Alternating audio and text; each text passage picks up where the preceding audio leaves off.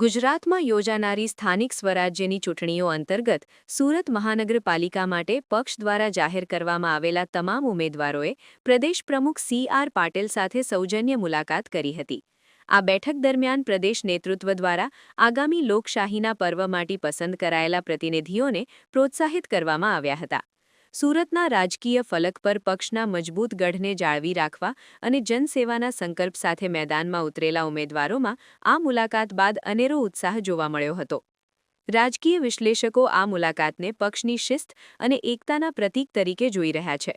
સુરત મહાનગરપાલિકામાં પક્ષના શાસનને યથાવત રાખવા માટે પ્રદેશ પ્રમુખે ઉમેદવારોને પાયાના સ્તરે લોકસંપર્ક વધારવા અને સરકારની જનકલ્યાણકારી યોજનાઓને લોકો સુધી પહોંચાડવા માર્ગદર્શન પૂરું પાડ્યું હતું.